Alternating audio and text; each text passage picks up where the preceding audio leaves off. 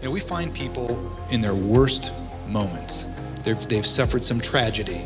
We're there to make sure that the Constitution is defended, that justice is served, and law enforcement is a piece of what we do. Yes, it's a tool that we have. We enforce the law. But when you look at the definition in the California Penal Code, we're called peace officers.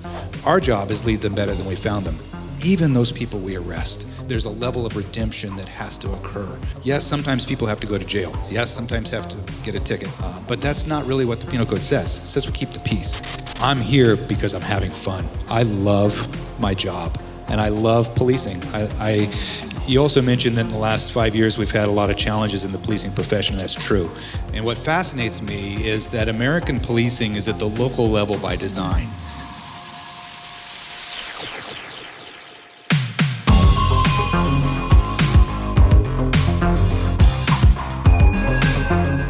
I'm super glad that Ron is here today. Most of you know I've been a chaplain almost for 28 years now as a volunteer with the Costa Mesa Police Department. And over that tenure, I've had the opportunity to work or serve with 10 chiefs. You're number 11, both interim and full-time. I could give you the list of names, but I won't bore you with that. But obviously, as a chaplain and as a pastor in the community, I've learned a lot. I've had the opportunity to ride-alongs and to weddings and funerals and you name it. I've really gotten to get to know what it's like to be a first responder. And so I wanted the chief to come today, Ron to come today. We're on my turf now, so we got to be on a first name basis, right? And for those of you who maybe saw the promo, I said, I want you to come just in your civvies. I don't really want you to wear your uniform, because what my hope today, brothers and sisters, is that you will get to see the man behind the badge. And more than that, hopefully you'll get an idea of really what is involved in being a first responder, a police officer particularly. And my hope is as you listen to him, and not only will you get an idea of maybe Costa Mesa and the Costa Mesa Police Department, but broader than that, it will maybe educate you a little bit is how can I pray for these men and women? How can I maybe be an encouragement to these men and women? So we're going to talk about a lot of different things. So again, welcome. You want to say anything before we jump in? Well, yes, thank you. Thank you for having me here. This is an honor. As a police officer, as a police chief, I always do my investigating before I show up someplace. And so today, believe it or not, is International Pastor Appreciation Day. Did you know that? No, I did not know that. Yeah, I looked at it. It's on Google. Yeah. So I brought you an official police chief coin. Outstanding. A police chief coin. That's awesome. Pastor Appreciation Day. Thank you so much. I thought it ironic that you invited me here on Pastor Appreciation. Thank you so very much. I had no idea. Thank you so very much. But awesome. It is a pleasure to be here, and not only as your police chief, but honestly as a community member. I live in Costa Mesa here with my wife as well. In fact, I've met a few of my neighbors here this morning, and it's just a pleasure to get to know you better and on a personal level. So PalmHarvest Church, for those of you who may or may not know about us, we are very civically engaged. We as followers of Jesus, we really take it seriously about taking our faith outside the walls of the building. And who is that? That's my wife, Jennifer. And she and I have been married for 12 years. Okay. Got that one right. But we've been together about 19 years. And we have 4 children. Our oldest is 29. And then we've got 23, 22, and 20. The youngest is a sophomore at San Diego State. So Jennifer's she's on parent duty right now, is she? It's Parent Week in San Diego. So she just got back late last night, but was down there with our youngest. Okay, we're going to swap out mics. Awesome. Thanks, Beto. Ron, here's a question I'm not sure you've ever been asked. Growing up as a kid, did you watch any TV? I did. Was there a television show, maybe, or a movie that influenced you to become a cop? Actually, no.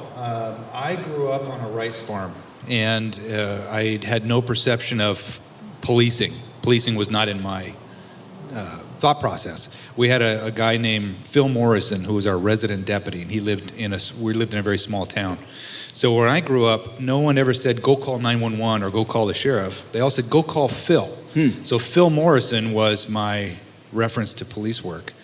And as I got into police work at the ripe old age of 19, I always told myself, I want to be like Phil, because Phil was that neighborhood guy that everybody trusted and just went to. It's almost like Andy Griffith, the Andy Griffith Show. And so Phil Morrison was my reference in law enforcement, and that was kind of my encouragement. You mentioned the age of 19. Is that a typical age? Has that changed over the years? Like, are you finding that when people seek a career in law enforcement, is there a general age that most people start out at?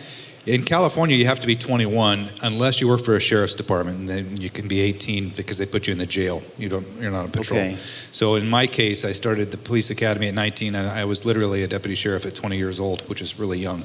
And then the rest is history. So next March will be 33 years total for me. Wow.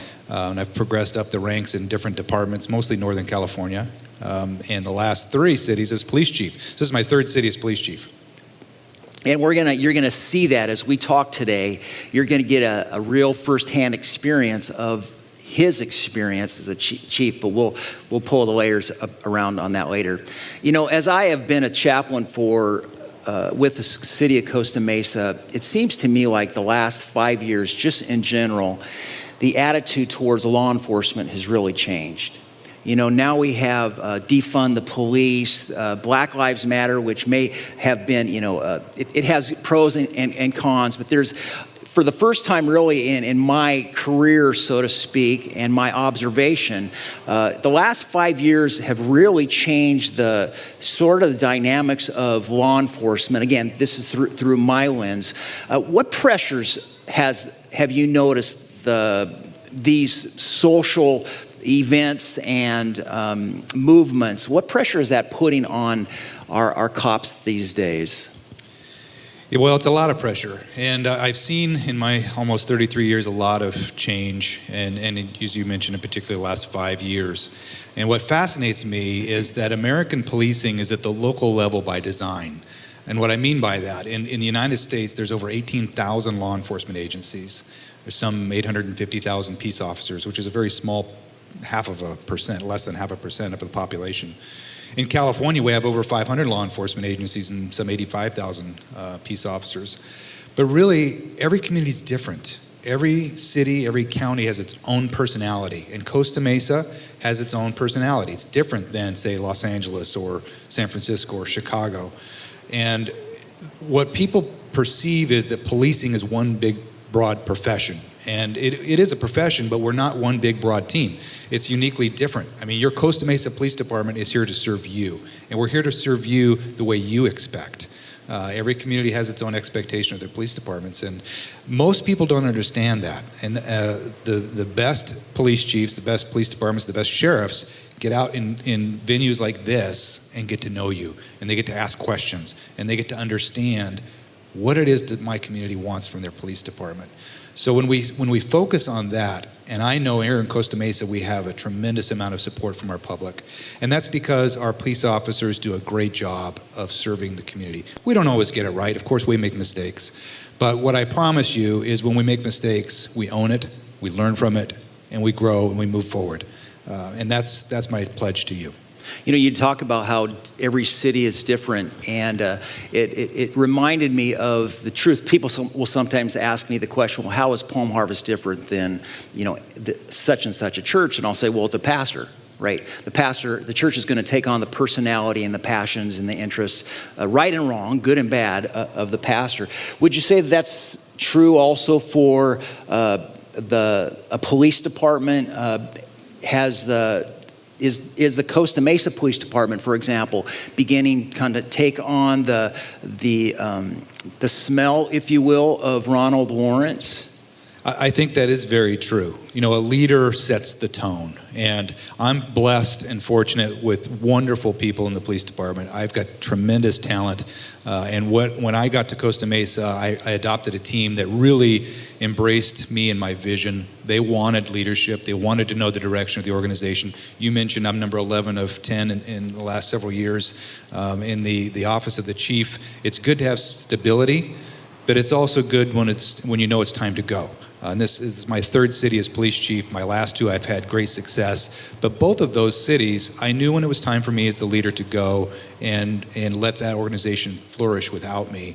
And here in Costa Mesa, I tell people there's two things that I have to get right: who I hire and who I promote.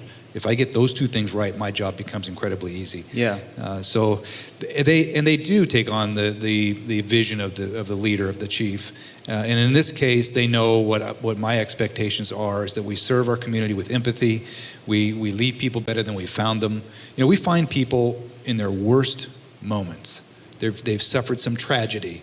They've maybe lost a loved one. Maybe they've gotten arrested. Maybe they've been addicted to alcohol or drugs, and they've now found themselves in a situation where they get in a car crash, or they've gotten arrested, and we're there to pick them up.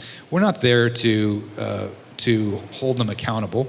We're there to make sure that the Constitution is defended, that justice is served, and that the people that are arrested are held accountable by the criminal justice system.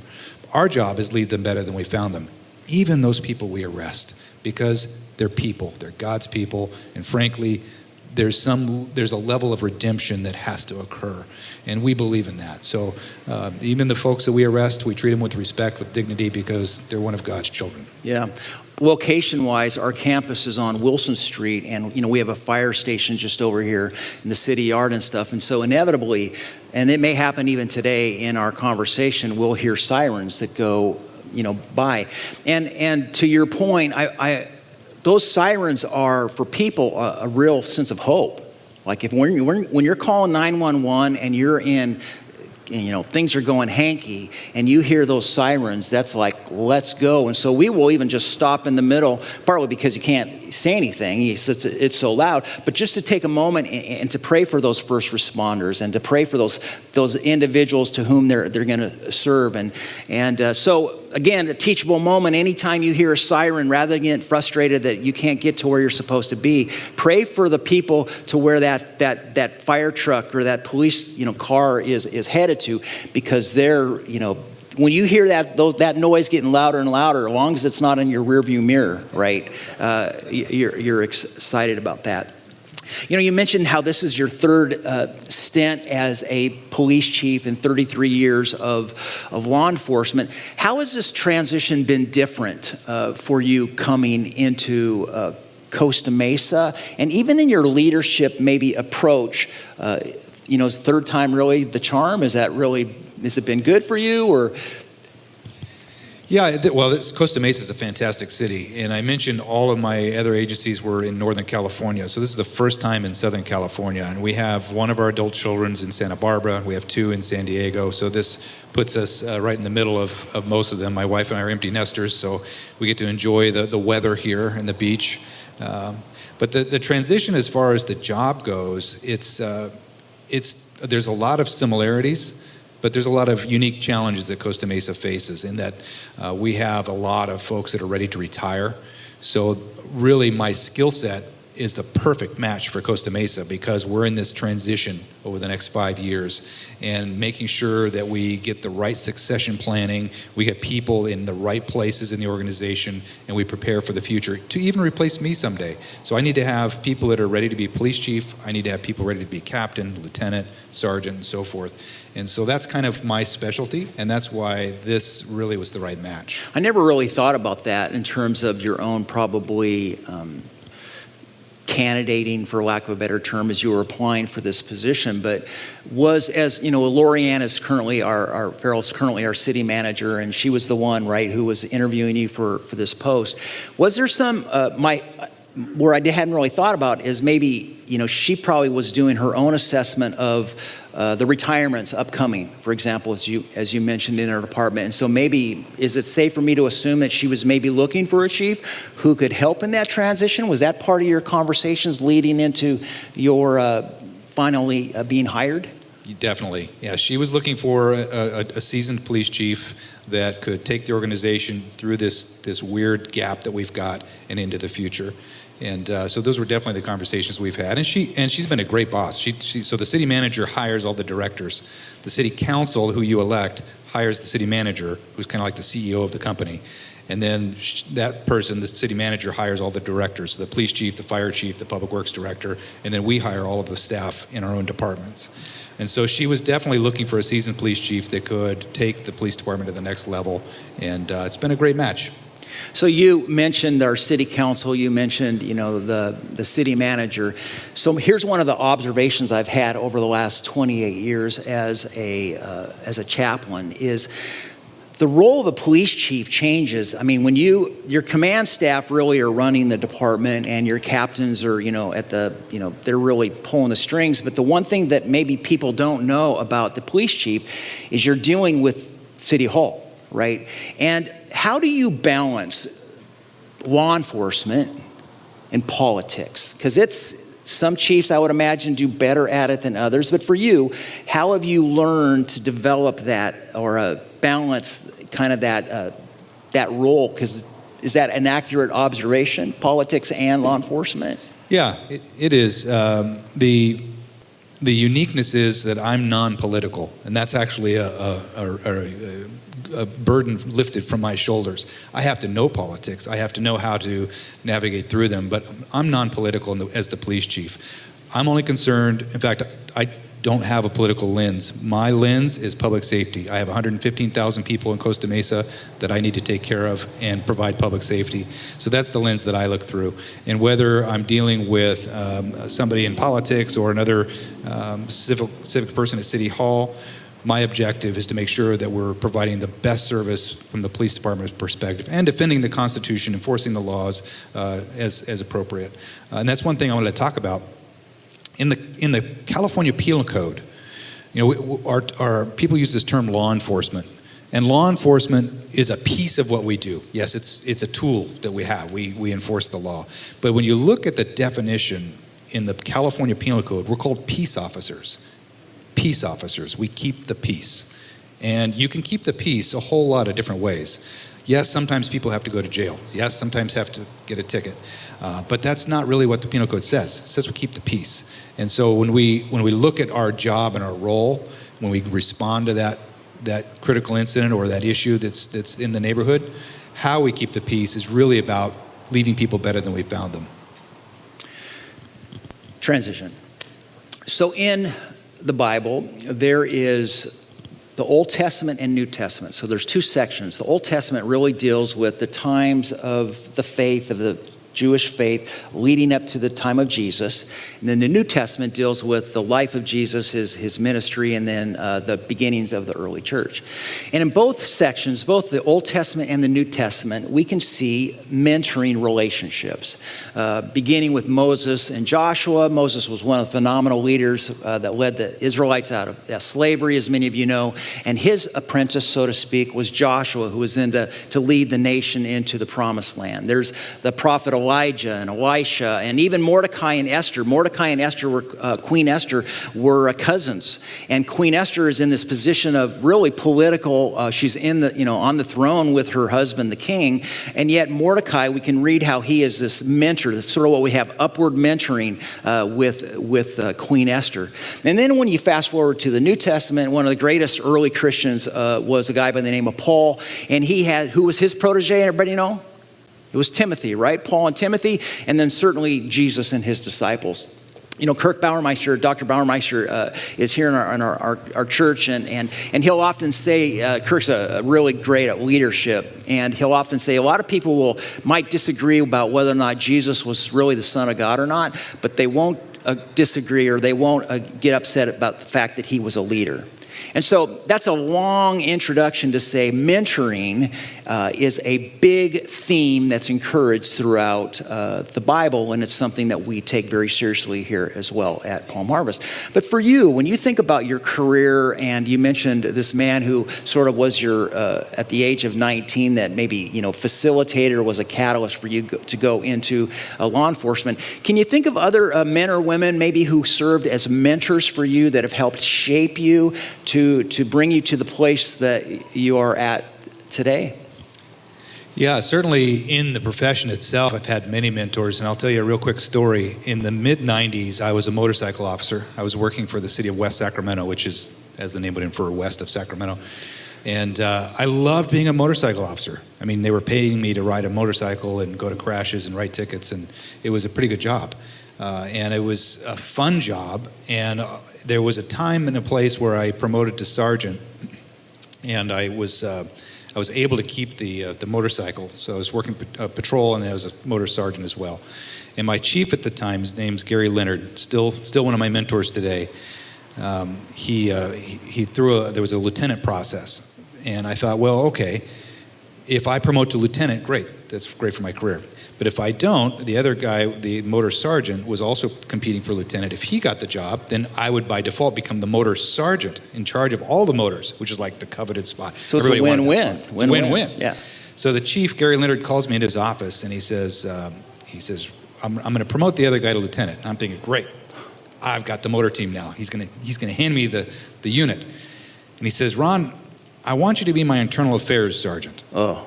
And I thought, oh my gosh. You guys know what that job is? I thought I made him mad. What did I do to make this guy mad? So the internal affairs sergeant takes all the citizen complaints and investigates other police officers for misdoings or complaints of bad behavior or complaints of violation of policies or procedures. And so I got that job begrudgingly, and it was probably the best catalyst for my career because I pivoted and I saw a completely different side of police work. And that was a great transition for me because that was when I really kind of went into administration from that point. So unpack that a little bit more. What specifically did you see that made you realize you wanted to go in a new direction? Well, the internal affairs piece and administration is really about the care of the police department. It's like running a company, and you've got to make sure that you set the level of accountability, that there's a level of expectations, that you embrace the values of the organization, and that you hold people accountable. And accountability is not a bad word. If you think about discipline and accountability, those are good terms because those are what keep us healthy in a good place. It's like an athlete. An athlete disciplines themselves by working out every day or doing what they do every day, and they're very disciplined about that. And that's how I look at discipline in police work. It's not a bad thing. We have policies, we have procedures, and we need to make sure that we stay within those policies and procedures. They're there for a reason. And that was really a good catalyst for me. I mean, seeing the right piece of the behind the scenes of police work, if you will. Because like I mentioned, we don't always get it right. And sometimes people need to be held accountable. Nice. So now we come to the favorite part of sort of my podcast interviews when I sit down with people. I call it kind of a word association game. And as I've already queued them up, kind of let them know what's coming. And in this piece, I'm going to mention a word or maybe a couple of words. And it's a chance for Ron to just vamp on it. You can talk as little, as short on a topic or as long, but a couple of these are what I call really underhanded, slow pitch balls. I think you're going to knock it out of the park. But again, as we listen to his response and as he talks about some of these words, I want you to listen to the passion with which he maybe speaks.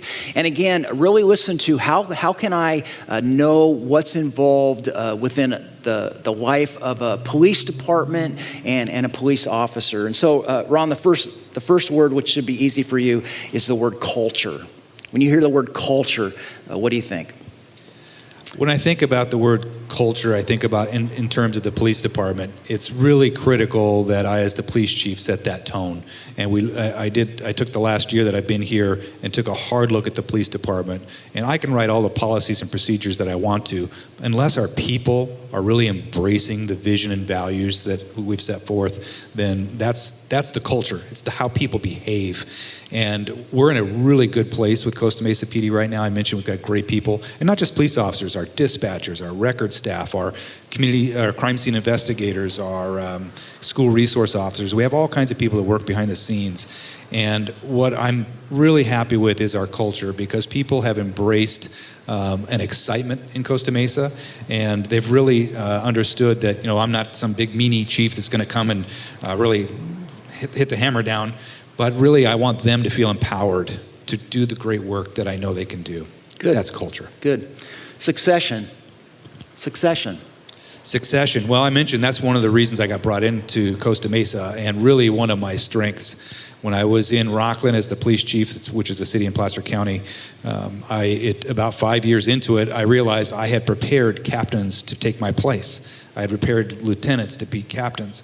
And there came a point when I intuitively knew it was time to go.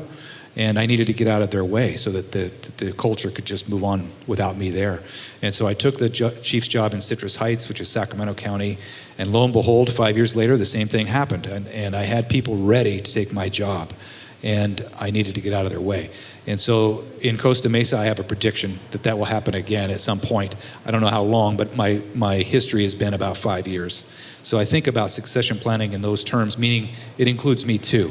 I need to have people prepared to take my job. Yeah. And the good thing about having a seasoned police chief is that this isn't about me. This is about the police department and making sure that we have the best Costa Mesa Police Department for this community.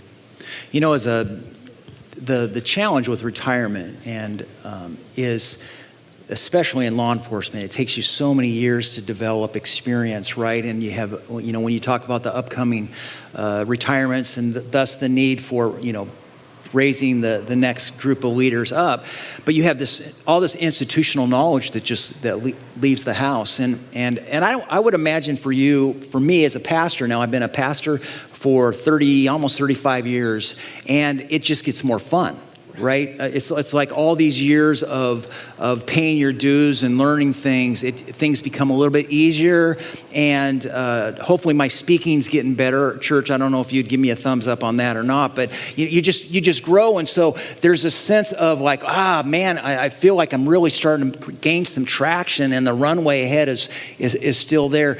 Do you feel that this is your third post as a chief? Certainly, you've got to be feeling something similar. How are you navigating kind of that? Is it still too early, or? Well, to be honest, I was eligible to retire a few years ago. Okay. So you mentioned fun. I'm here because I'm having fun. I love my job, and I love policing.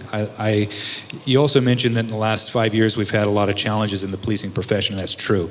And I feel like God has put me in this place for a purpose, and that purpose is to help see the profession through this really strange time. And so I'm having fun. I love what I do. It's a calling, and I believe that I'm in the right place for that. Excellent. Okay. Rocky and Jackson. Jackson unfortunately passed away. So we've got 2 golden retrievers, Rocky, and then Jackson got sick. Unfortunately, we had to put him down, and my wife surprised me with a third golden retriever, Reagan. So we have Rocky and Reagan now. And if you live in my neighborhood here in Costa Mesa, you've seen me running Reagan, because he'll be 2 years old on Halloween. And I have to run him 1.5 miles every day, and if I don't, bad things happen. So I run him. Actually, he runs me. He's out in front of me. Nice. And then Rocky is almost 11 years old. He kind of toodles behind me. But they're just my soft spot. I love coming home to them. You have to love dog hair if you have golden retrievers, which we do. So they're my kind of my therapists, if you will. Jesus in the Bible, in Luke chapter 5, verse 16, there's a verse that says, he often withdrew to lonely, out-of-the-way places to pray. And the leadership principle there is it's important to practice self-care, right? You get on an airplane, most of you have flown on an airplane, and the flight attendants do their flight check, and they'll say, in the case of cabin pressure, an air mask is going to drop down, and if you're traveling with someone young, take the mask and put it on them first, right? Is that what they say? No, they say put the mask on yourself first, right? Practice that self-care, because if you pass out, you're not going to be of any help to anybody else. So for me, riding motorcycles is part of my self-care. It helps kind of fill up my tank and stuff. And so it sounds like for you, your golden retrievers play a role in that. Is there an intentionality to that for you? Yeah, there is. And I wanted to touch on something you just mentioned. Policing is a unique profession, and we've got all of these people that have baggage. So they're carrying this tremendous amount of emotional baggage. They're handling calls for service that all of us, I won't say take for granted, but you have your police department, but we don't understand necessarily what they do. You as a chaplain understand because you've seen it, you've been there. But they go to these calls for service and they handle everything from a neighbor dispute to a sexual assault to a homicide to domestic violence to a fatal car crash. And it's just a lot of baggage, and we have to find a way to release those emotions. For me, it's the golden retrievers and my wife, honestly, who's my best friend. So we find ways to get out and relax and kind of unplug and think about just us. And you mentioned being intentional with us and being a family. Yeah, it seems like the beach is something that you enjoy doing together as a couple. It is. We take our bikes and we'll go right down to the river trail and end up on the beach in 20 minutes, and it's great. Yeah. And by the way, on behalf of all the police chaplains that have ever served within the Costa Mesa Police Department, I want to say thank you because, as a pastor, there's this thing called clergy confidentiality. And that's a tremendous hall pass. Because when I get into a squad car, I'm there to assist in, having another set of eyes. And at the end of the day, help our officer come home safely. Inevitably, at their swearing in, whether it's a husband or wife there, I will say to them, my goal is the same as yours, is I want to help your husband or wife come home in one piece. And so my job as a chaplain, part of my job is to just let the air out of the tires a little bit, right? To get in and to know that there's a sense of that whatever we talk about, although now there's cameras and you got to be careful about, it's recording everything, but still to be able to just let that, help, because we all need to debrief just a little bit and let things out. So I'm glad, thank you for modeling that self-care for all of us. A couple more words. Donuts. I used to eat donuts. I try not to anymore. Once I turned 50, the thing I miss most in my life is my metabolism. So I had to give up the donuts. But it is kind of symbolic for policing, and I think in my era in the early 90s that was true. But I avoid the donuts today. We do have donuts at the back for those of you who do want to embellish. And then last question or word, Ron, it's the word justice. How would you unpack that word for us, justice? If anyone has ever been a victim of a crime, what you often seek is justice. It feels wrong if you've been burglarized, for example. Somebody came into your house, they went through your things. If you got your car stolen, it just feels awkward, and it feels not good. And there's an unfairness there that someone caused you to be a victim. And I used property crime, but if you're a victim of a crime against person, it's even more serious.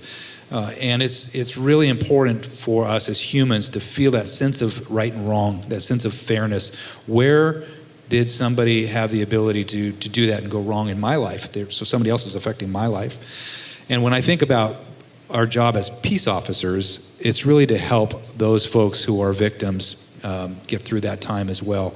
Some of the most strangest or most challenging calls we deal with are sexual assaults. Those are really hard to deal with because it's for the victim, it's really hard. And we want to make sure that we're there and being empathetic, but at the same time, we can't necessarily attach ourselves to those emotions, because if we did, we'd be a complete train wreck.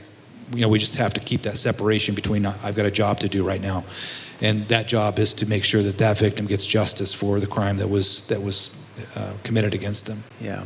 As a chaplain, one of the first things I was taught when I started getting training and stuff, and the Orange County Sheriff Department's really good at providing resources as well. But the divorce rate among law enforcement is super high. I mean, divorce is challenging in and of itself anyways, and many of us have been touched personally by that. And but among law enforcement men, it's like 90 in the upper 90%, 95, 96, maybe not that high anymore, but and women, it's in the high 70s. And all I want you to know is, as people as we're dealing with people's stuff, as you talk about, a lot of these officers, they internalize it, right? And so continue to pray for our men and women. And when you don't underestimate the value when you're out to lunch and you see a firefighter or a police officer and you just say thank you. Don't underestimate the value of that. It has tremendous value. And like I said, it helps kind of let the air out of the tires just a little bit. And so be intentional about doing that. A couple more things, and then we're going to wrap it up. You mentioned earlier that you and Jennifer chose to live in the city, right? What led you to that decision? What have been what are the pros and cons of that decision? Many of the people here at PalmHarvest are your neighbors, and so that's good. So I was joking with the chief earlier that if you don't like what he has to say and you get TP'd, it's probably somebody here. It'll be Joe Banning over there. But how did you guys make that decision? And have you regretted it? Well, let me start with, if you TP my house, know as the police chief, I've got cameras just about everywhere. Nice. So I'll find you. I've done it both ways as a police chief. I've been the chief when I was the first CS chief, and I lived there. And then when I was a chief in Citrus Heights, we didn't live there. So I've experienced it both ways before I came to Costa Mesa. And there's a huge difference as the police chief living in the community, because I'm you. We're neighbors. We shop at the same grocery stores. Our kids, well, my kids are grown, but our kids go to the same schools. We go to the same restaurants. And when I'm with you as a neighbor, as a community member, that is a completely different feel as a police chief. It's much more intimate. I'm a Costa Mesan just like you, so I see the same potholes. I see the same speeders when people call and say, people are speeding down the street. I say, yeah, I know. I see them all the time. Because I'm living it. I'm living it with you. And there's power in that. And I use the word power, meaning as a community, because when you're calling and talking to me about things, I know firsthand what you're talking about. And if I haven't experienced it, I can go drive there and experience it myself. So me as a police chief, that's the only way to go, because it makes me a bigger part of the community. And I think it really speaks to your priority and your value to be in the community, right? I'm not slamming those who choose to live outside the community, because we probably have Huntington Beach cops living in Costa Mesa, right? So it goes both ways. But it also speaks to your commitment to be engaged in the community. And church, we're really fortunate to have that. And so for those of you who are his neighbors, and I'm looking at you guys, be on the know where he lives, and every time you drive by his house and Jennifer's house, pray for him. That God gives him wisdom and counsel, guidance, and as we talk about all the time, expanded influence. Because we're glad you're living in the city, and we're grateful for it. Last question: how can we pray for you? How, as we as a church and as a community who are tuning in online, how can we pray for you? Well, I would ask that you pray for the men and women of your police department and your fire department, our public safety professionals. I mean, I'm plugged in 24 hours, 7 days a week. My phone is constantly on, and the concern that I have is that the men and women are being safe. In the middle of the night, I'll get a text or a phone call, and I have many sleepless nights about some critical incident that's happening. And I would ask that you pray for our people, because they're people just like you. They're people that are going to do God's work and help people in their most tragic moments in life. And we want to make sure that our peace officers, our firefighters, are resolute getting through those situations. And you mentioned something. If you see them, to thank them. That goes a long way. You're absolutely correct. If you just say, thank you for what you do, I'm praying for you. The reaction might be, hey, thank you. They might seem surprised or almost short, because you probably caught them off guard. But just know that they're walking away from that feeling loved. And that's a lot more powerful than you might imagine. Yeah. And when you approach them, have your hands visible. Have your hands visible. Let's pray for the chief. Join me for prayer. Lord, thank you so much for today's conversation. Thank you for leading Ron and Jennifer to Costa Mesa. And as they kind of dig their roots in, we pray that this would be a life-giving community that they can flourish within. And Lord, as Ron now is into his second year as the chief of police for our city, I pray that you would continue to expand his intuition, that these years of experience, these 33 years of law enforcement experience, that you would just build upon that. And as he strives to entrust and empower his command staff, Lord, as he strives to raise up the next generation of community leaders, we pray that you would guide him. And that you would bring the right people around him to help him on that journey.